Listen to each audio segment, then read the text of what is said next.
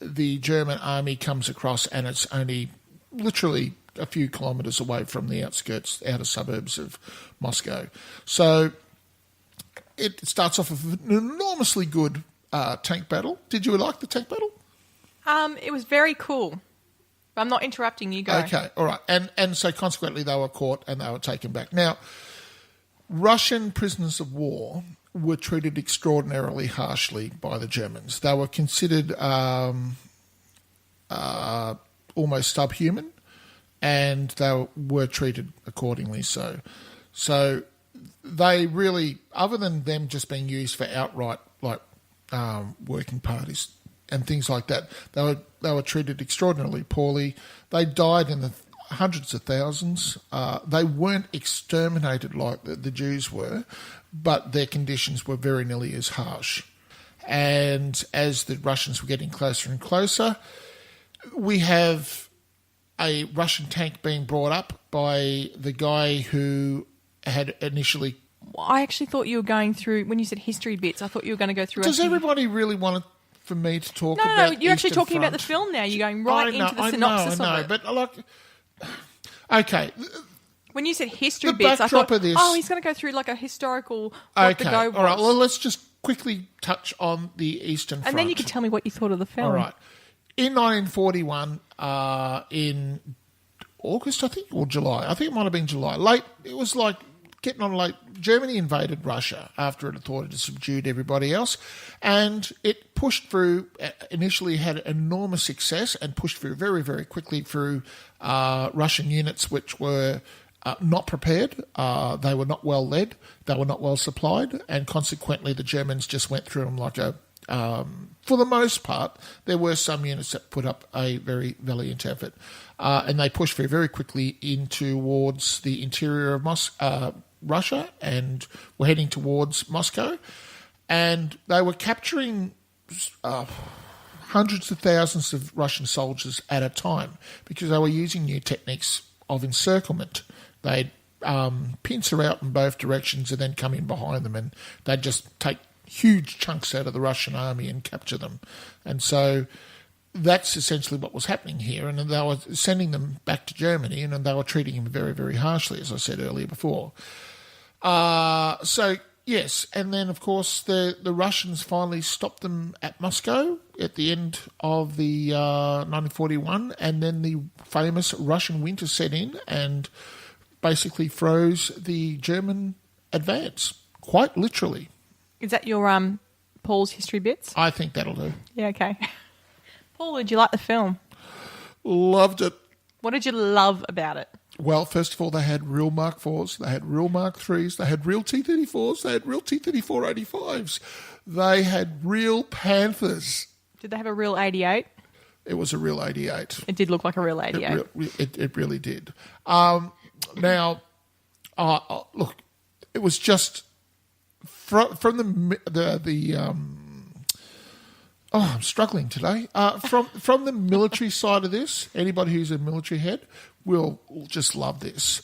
I'm very interested to know what you think of the story. Well, you told me you wanted to speak first, so tell me what you like. I liked the story. It's essentially a great escape film, in that they're in a prison, they break out, they use superior tactics and skill. They are matched by the guy who put them into prison in the first place. It's very nicely rounded out. There's a love affair involved, although it doesn't get soppy or anything like that because, let's face it, they're Russian, and there's a tank involved, so let's not get caught up in all of that, kissy-kissy stuff. And, of course, they were outsmarting the Germans, and it wasn't super duper patriotic. It was quite patriotic, but it wasn't like over the top. It was quite balanced. It wasn't Germany against Russia. No. It was Nikolaus Jager against Nikolai Ivuskin, however you pronounce it. I'm sorry, my Russian's terrible. It was one man against one man. Yes. It wasn't a country against a country. Very much in the same kind of way as Enemy at the Gates. Yes. As in, it's not... It's one man against another man. It's not getting country, you know, we love our country sort of thing. It's actually, you're looking at these two men and they're equal. Yes. And it's quite a struggle between both. And you actually go, oh, actually, I do actually care about whether this guy's going to, you know, you don't have a strong... care. You don't feel it's Russia bagging out Germany or vice versa. No. You feel it's this. You feel it's Nikolai against Nikolaus. And entirely, it's a struggle against these two men. They're both commanders. One is fresh, but he knows how to work it. Yep. When he first, okay, there's spoilers, so please go and watch this film. Yep. When he first dies in the first 30 minutes of this film, I went, oh, that's really sad because he was great. Yep. And then you find out that he survived it. Yes. And he's been in prison for 3 years. Yes. And then he's back against his nemesis. But what's hilarious is he's gone from clean shaven to this guy with a beard, and, you know, they're both fighting each other. And I thought, oh, this battle's amazing. Oh, hang on, he's dead. He might be dead too. Oh, gosh, that was a bit of a letdown. They both survived the battle only to have... This one is... The antagonist is now clean shaven, and the protagonist has been in the POW camp, and he's all bearded up. And I thought, oh, isn't that great that they've suddenly changed how they're being shot? Yep. You know, one's having a beard and the other doesn't.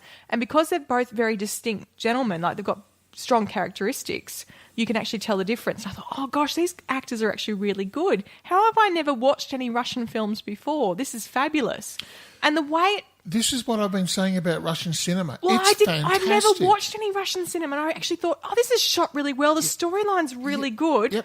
And you know what? Like, for instance, when he's flying over in the plane and you're just looking over in the ground, and then suddenly you see a flash of water reflected in sunlight reflecting on water shaped in the tank. Yep. Track print. I'm like, oh, that's shot really well. That's really nice. I like that. And also when they're looking at the map and suddenly the map becomes the topography, like or the forest. I thought that's shot really well. Who's ever thought about this has really had to think about it. It's not cheap. Like it, I know, that's what I mean. I never really thought about it. You know, this is very Russian. You know, you don't think that. You think this is superb. But all the actors have done a fabulous job.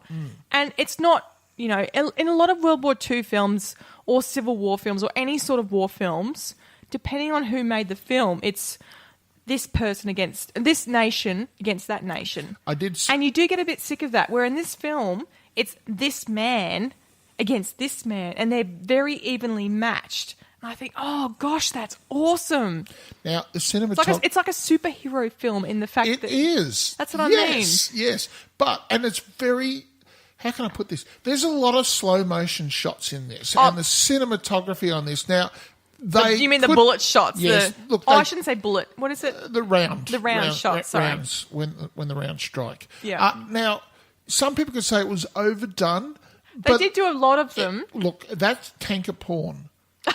That's tanker porn. I can imagine this would appeal. This is going to sound very sexist, and I don't mean it like this, but it is for a lot of men who love war films. That's right. So that's women who love any war-based film. The guys came to sit and watch this for those shots, okay? But the girls can stay for the story. The storyline is well-rounded. Yes. She's brilliant, but what's hilarious is when I went and actually looked up what her name was, because I didn't actually catch it on the film, she's not given a name. She's just the girl. She's just the girl. Just the girl. But then I had to remind myself, it's 1940... No, but whatever it was, and it's still 19. It's still 2019. He's falling in love. No, but the film is based in that time period. He's falling in love with her, but he's calling her, well, I assume, darling, because you can't tell from the subtitles. Subtitles. Okay, so she's not attributed a name. She doesn't have a name. She's just the girl. But she plays such a strong role and important role. Absolutely. When she was lying in bed, pretending to be naked, I thought, oh gosh, they've given her a really strong female character. Yes. And I thought, that's amazing. And they couldn't be stuffed to give her a name. Well, if they did, I didn't catch it. But then it might have been because of the subtitles. I don't know.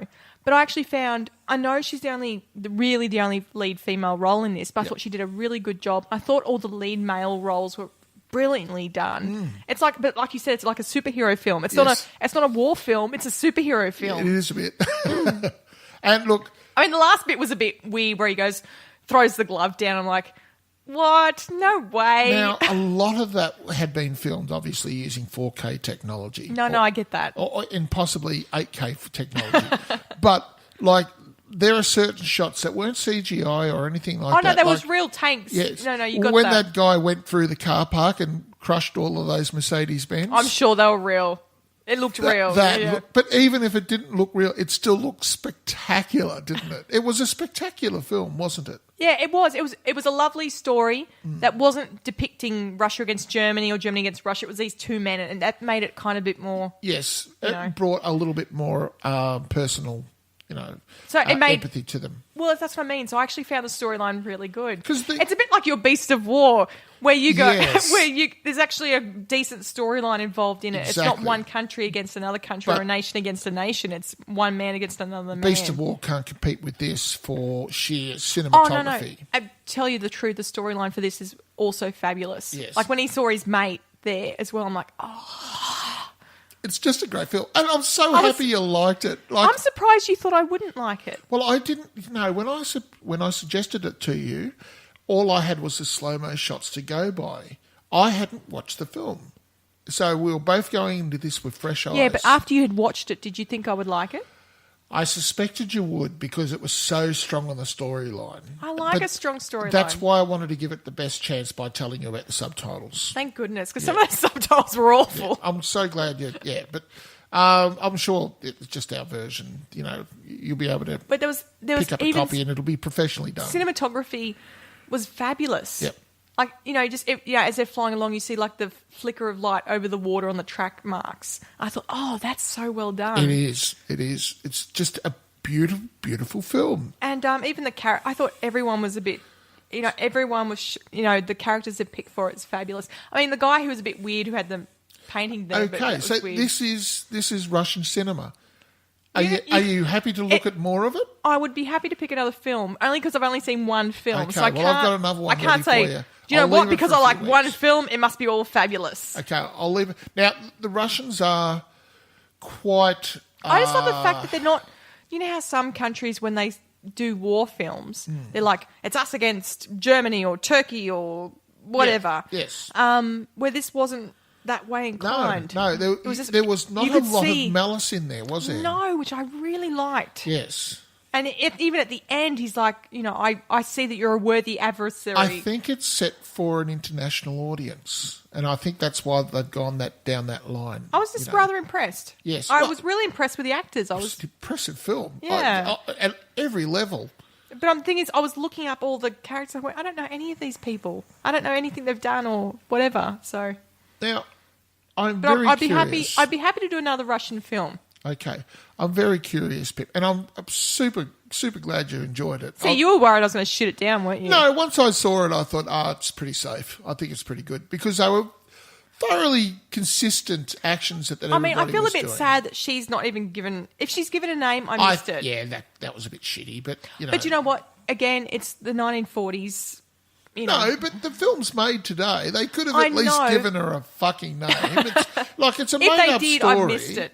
Now, So Pip, what star rating would you give it, Paul? Oh, me? Oh, look, I thoroughly enjoyed this. There's very little I could see that was wrong with it. So, because I was hooting and hollering and I was totally invested in it, I was just having micro orgasms all over the lounge room because of it. It was just marvellous. I have to say 9, easily.